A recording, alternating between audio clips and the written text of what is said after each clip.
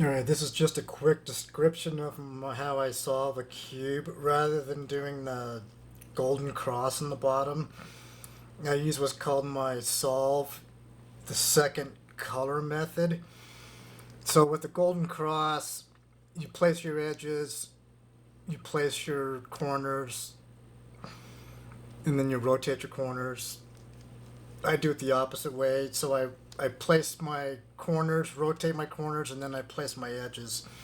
And then solving for the second color will rotate or flip the edges as needed. So the first thing we're going to do is rotate, or we're going to place my corners.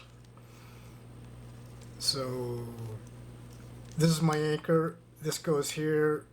This goes here. Well, we're going to have to do this twice because these two need to swap. So now I'm going to bring this piece here, this to there, and this to there. This is now my anchor. So what makes the way I do this is a little more intuitive because you always know where you're at, because we're always making sure that we replace and solve for white. So just up one, over, and now we have our corner pieces placed. Now what we need to do is rotate. So we already have two that are rotated, so we're gonna have to do this probably a couple of times. And it's the same general idea, is we're just gonna keep solving for white. So we're going to displace once, rotate, and then replace. And that, put that, so now that we have two sides correct, I'm going to undo it so we have one side correct, and all the other sides will just have to be rotated at the same time once we have an anchor. So now that's my anchor. All three of these need to be rotated counterclockwise twice. So we do that same displace, replace move. We'll do it twice. And now, whoops, we've placed all of our corners.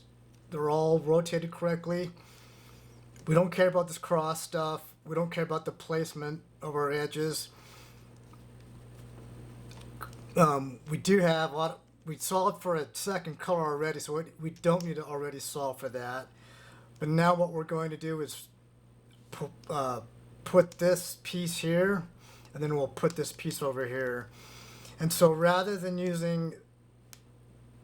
solving for the middle row, one of the common methods, because it's efficient, is to rotate a face.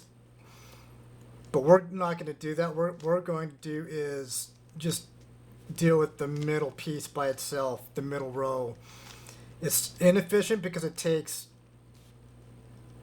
multiple movements, but what it does allow for is we don't disrupt any of the other pieces when we do this. So to put this orange piece here, we're going to have it come over here to the bottom, and now it's on the other side. We just bring that back, resolve for green,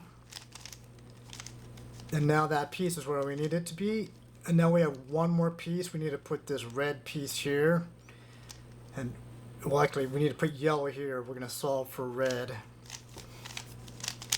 And that should solve the cube. So doing it that way, doing that middle row, place, replace on the second color, we always know where we're at, because all you have to do is solve for color. If you make a mistake, we're not disrupting much of the cube. Whereas if you're doing the rotate your corners as the last step, it's a huge freaking mess if you make a mistake, because you're basically unsolving the cube and doing all of the sequences, and hopefully you get them correct to finally solve the cube. Whereas with this method, it's more visually intuitive, and if you make a mistake, it's easier to recover. So I was like 10 years old when I figured that out.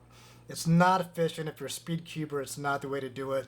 But if you're just looking to screw around, looking how to solve it intuitively, that's the method that I came up with when I was a little kid. So hopefully that made sense.